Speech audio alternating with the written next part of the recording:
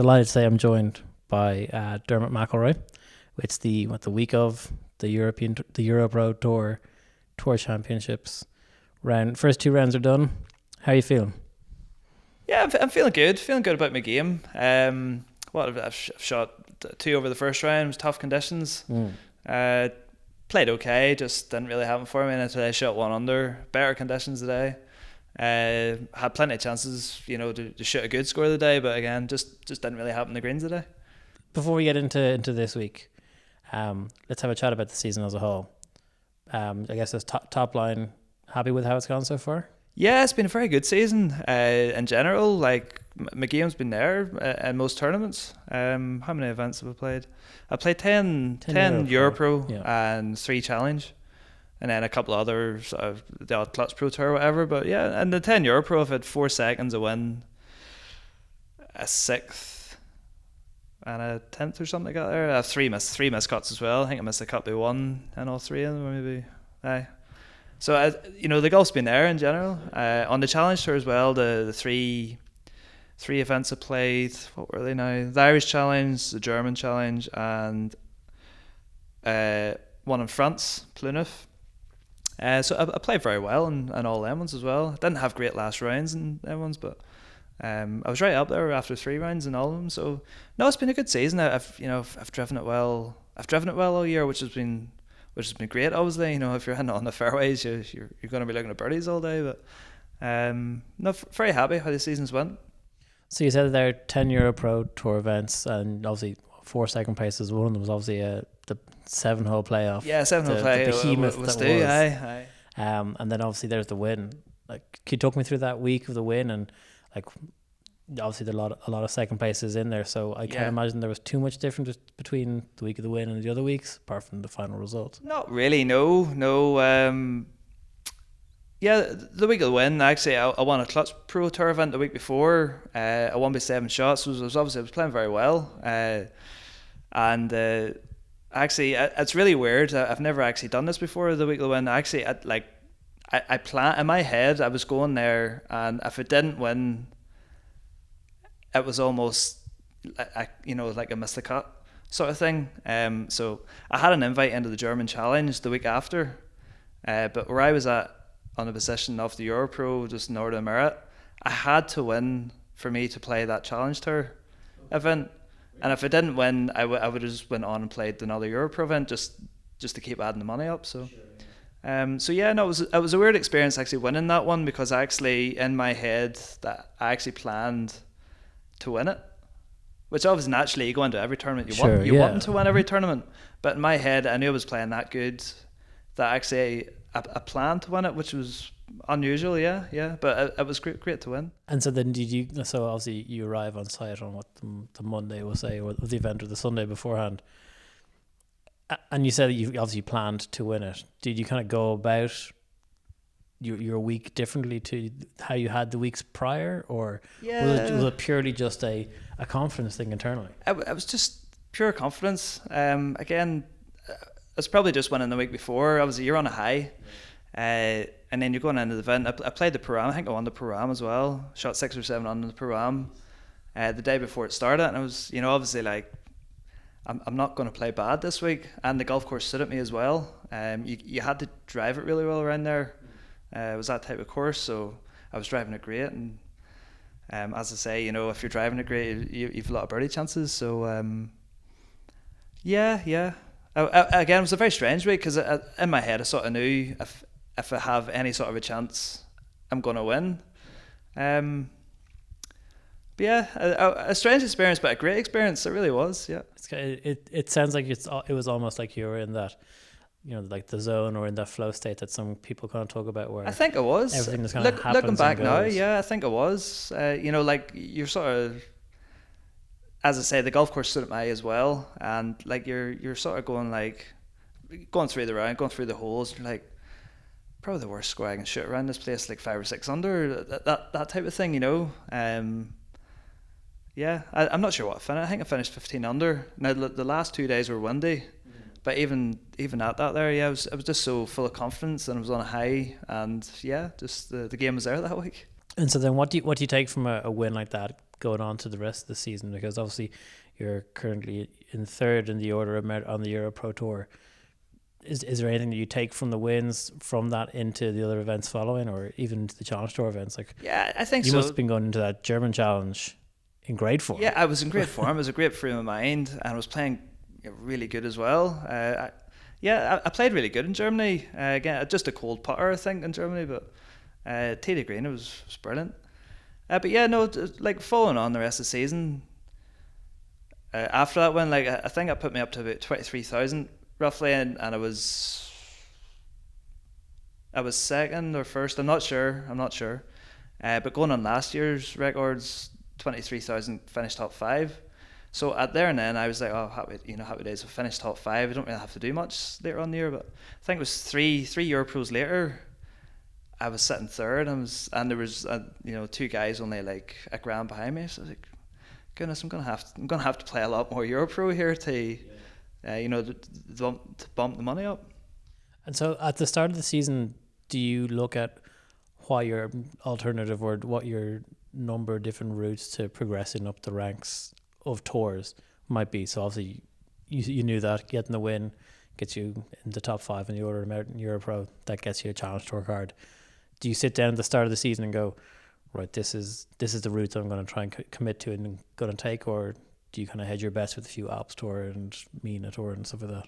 Yeah, it's a good question, because obviously the EuroPro Grand Final last year finished mid-October, like it is doing this year. So you have October, and then you've all the way down to the last week in May until your next event, which is 6 months. You have 6 months of doing nothing really. So I was in a position where I've got Team Ireland this year, which sort of gave me Challenge Tour starts and whatnot.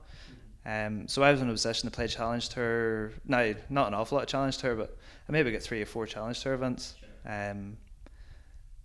or play EuroPro. But I know from previous years that you're best sticking to the one tour. You're best, again, I've only played 10 events where the rest has played 14.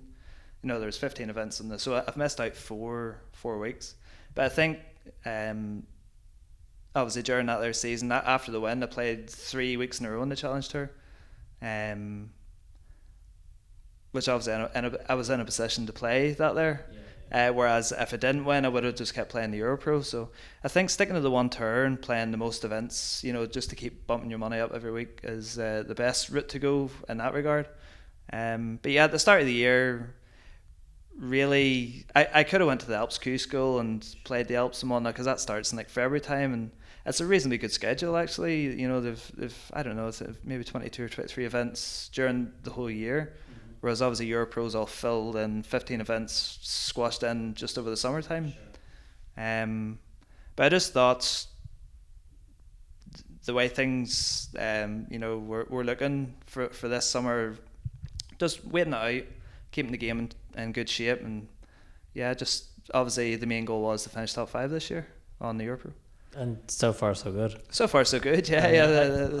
I think given what the other guys are all shooting, I don't think that's likely to change. So you must be going to bed pretty confident and pretty comfortable now. Yeah, no, I am. Like even going into this week, it was very unlikely. I think the guys that were in 6th and 7th or even 8th, I had to be in a scenario where they finished 1st, 2nd and 3rd, without ties to overlap me. So it was very unlikely that I would drop out of the top 5. Not perform, like.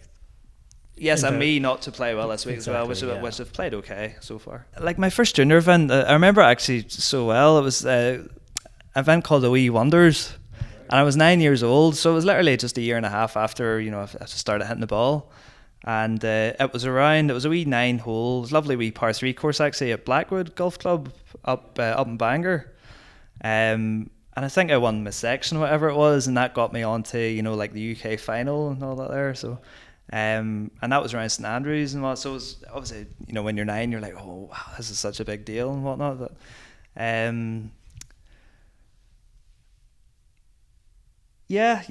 again, I just kept sort of, I was doing well in the wee events and whatnot, and I just kept progressing sort of as I got older. And so as you're kind of going up the ranks and getting older, were you playing more kind of Ireland teams and at an amateur level succeeding at like the championships and the likes of that, or? Yeah, I think like my first Ireland, like, it was under 14s. I went to the, what do you call it? The, could be like the European Young Masters or something. Maybe that's under 16s, but I was 14. It was my first sort of call up for Ireland, and then I progressed quite quickly from like 14 to 16. And then I was on the senior team then playing for like the home internationals and whatnot. So yeah, from like 16 to 24, I was on the Irish teams and Irish panels, and obviously doing reasonably well in tournaments. Yeah. And so I imagine at that age, at 16, once you're kind of into the Ireland setup, your mind's pretty much made up that this is something you want to do professionally. It is, yeah. Obviously, you finish school and you're like, obviously your mum's asking, like, what do you want to do? Do you want to continue on, or do you want to go down the golf route, basically? But I think I was doing so well just at that particular time. Around the school time I was finishing one, I was playing very good golf, and that's all I wanted to do is sort of be a professional golfer. And one of my golfing heroes is Tiger, and I was always a big fan of Harrington as well. Always like, at that time Harrington won 2 British Opens in a row, so I was always like a big fan of Harrington. So have you got to tell at Harrington that you're a big fan of his? Because I imagine at this point you've definitely crossed paths a few times. I have, but no, I never said that. So then your first professional start, talk us through that. How was that? How were you feeling? Like, had the amateur experience stood to you, or was this very quickly a very different ball game? It's a different ball game, definitely a different ball game. Everybody's a good player. It doesn't matter what tour you're on. Everybody's a good player. I did play in a couple of challenge tours as an amateur, so sort of knew what, and I knew a lot of guys on the challenge tour as well, just growing up and playing, sort of the bigger events and amateur stages, and you get to know a few guys anyway. But yeah, no, I remember it so clearly. I was teeing off the 10th hole at Lough Erne. I don't know if you know the tee shot, but it's a tough tee shot, and there's water down the right, and it's into you off the left. It's like a 280 carry. Like if you push it a little bit, it's 280 carry. I don't carry it 280 and into you off the left. So I was absolutely bricking it. But I smoked it down the middle, so I was like, that's my first shot as a pro, if you get me, So it was a proud moment in my mind, But yeah, I missed the cut by one, and that event, which was obviously got it. It's basically my home course, Lough Erne, So talk to me then from 2016 to this week. It's been, I guess, no professional journey is straightforward, but how's it been from your side? There's been good and bad. Again, only played 2 events in 2016 because it was basically the end of the year. So I really count 2017 as my first sort of full year. I went to EuroPro Q school, qualified quite easily, got my card, and I had a great season. And my first year, I finished 7th Northern Merit, which was just out of the top 5, obviously, but went to Q school then at the end of that year and got like category 15 on Challenge Tour. So I got the last stage but didn't make the cut. So I didn't know really what type of category that was because I was my first year as a pro. I didn't know anything about categories or what even is a category. So you have all different types of categories as a professional. It's not just you're on the Challenge Tour, it's whatever category you are. So 2018 then, after following a good season, I ended up getting into like 14 Challenge Tour events. Wow. So yeah, totally different. Now they were Monday and Tuesday phone calls. Obviously the tournament starting on the Thursday. So a new experience to me. I didn't know any of the courses, all different types of traveling and whatnot. So yeah, I started off good. I think the first 4 or 5 events was quite good. I made all the cuts and whatnot, but I soon hit a brick wall because I wanted to play in everything. And I just, obviously at that time, I just didn't realise I'm playing too much golf. Yeah. I'm still playing okay, but I was missing cuts, maybe 1 or 2 or 3. And that went on. I'm not too sure how many cuts I missed in a row there on that year. which I didn't play enough of. So I was in between two tours. I played 14 events, I think, on the challenge, and maybe 6 or 7 in EuroPro. Okay. So it was a full-on schedule. It was 20-odd events in a short period of time, which was a lot of golf. So it put me in no man's land. But I made enough on EuroPro to keep my card on EuroPro, which I didn't make enough on the challenge tour. Now I had a category in the challenge tour, but it was a worse category than what I had starting the year. Sure. So that means 2019, basically, I'm playing full EuroPro again. How do you find that? Because obviously you go from playing 14 challenge tour events and it is a higher tour. How do you find, like, it probably feels like taking a step back? It is in a way, just with the, it's just a bigger event. You've more to play for. It was tough. It was tough. It really was, because obviously, I'm thinking, right, I should be on the challenge tour here. I'm more than good in my head. I'm more than good enough to play on challenge tour. And obviously, my main goal is to get onto the European tour and have a fantastic career, on that. But no, it's not easy, and I have to say, 2019 was a difficult year for me on the golf course. I played awful. I really did. My mind just wasn't there. Mentally, I really struggled. I remember one particular event. It was the Irish Open qualifier, and I shot 5 under the first round, and I have no idea how I shot 5 under, just with how I was feeling and on the golf course. But it was the second round. I can't remember what hole it was. It was maybe the 8th or 9th. It's a long par 4, and I couldn't even start my swing. I couldn't even take the club back. There was that much going on in my mind. I could, and the rest of the season I just played awful in that season. So 2019 was a tough year, but I tell you, it was a really good learning year. It's more like an evaluation year, you could say. You're like, right, well, that year was absolutely atrocious. I think I only made like 6 cuts on the EuroPro, and I missed the rest of the cuts. There was 1 or 2 events featured maybe in the top 10, but when you evaluate the year and you go through every tournament and whatnot, mentally, obviously, I just wasn't there. When you say mentally you weren't there, what was that? Was that like an anxiety when I got onto the golf course, or was it just like exhaustion from the amount of golf that you were playing, or can you describe it? It's just not belief. That's all it was. I have no confidence. I'm a confidence player. If I make 2 or 3 birdies in a row, I'm at cloud 9. I feel I can't hit a bad shot, and that's just the way my game goes. I wouldn't say rely on it, but I feed off the momentum of good golf. Yeah, positivity breeds positivity. So yeah, exactly. Yeah. If you're making a few birdies in a row, you're instantly on the front foot. And yeah.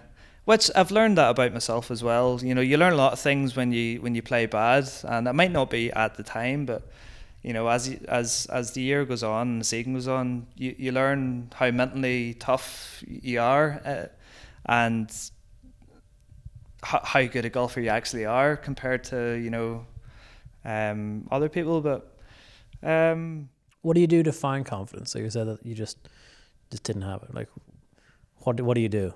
Yeah, well, that's the big question. It's a very good question. So obviously, COVID came and whatnot in the end of 2019. And I think it was a great thing for me mentally to actually just take, I think it was it 100 days or something like that, the first sort of lockdown was? Yeah, about that, yeah. Just I didn't even look at a golf club, didn't think about golf. I was,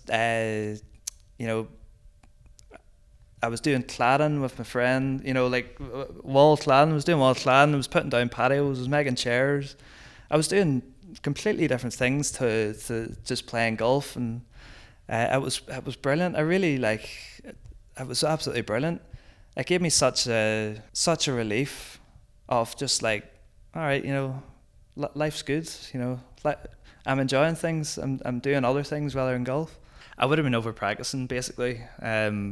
So obviously looking back now, I was definitely over practicing. Too many hours hitting balls, too many hours thinking about golf and whatnot. So 2021 then was the next season for me anyway, because they cancelled 2020.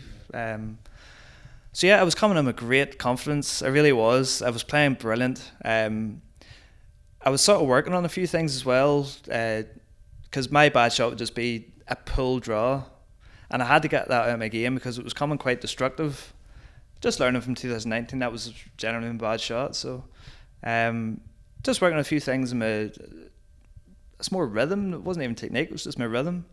And that's paid massive dividends to what I'm doing now in the golf course. Like, say there's water all the way down the left, I can literally aim up the left-hand side of the fairway and just be so confident just to hit this like straight fade or straight draw or whatever. Whereas before it would have been, I'll aim down the right and hopefully it comes back onto the fairway. And I knew obviously coming into this year, and then my game's there. I can trust myself on the golf course, and that's what I've been doing. I've been playing good solid golf. What did that first win mean, I guess, with the value of hindsight after how tough 2019 must have been then? It was absolutely, it was so rewarding for me, like, to win a professional golf event, and the way I did as well. It was a tough day around a brick hard golf course, and I shot 8 under the last round of 1v2. For me, like, you've won, you beat everybody in the field, you can do it. It was just amazing. It really was. I was so excited. I was so happy within myself, just to break that barrier, and be a winner as a professional golfer. It was, it's a great feeling. The EuroPro is a great stepping stone. It really is. I think I'd be stuck playing. I could play Alps, but Alps is quite expensive to play, especially a guy from the north of Ireland, obviously. Like the depth, the standard and depth of field on the EuroPro, you have so many good English, Scottish, well, some Irish players that play on it. But the depth on it has been brilliant. It's been a real positive step for me as a progression in golf. I'm sad to see it go. I really am. Like, we don't really know what's going to happen. Where the 5 cards go to? Do they? I know there's a couple of mini tours in England that potentially would like them.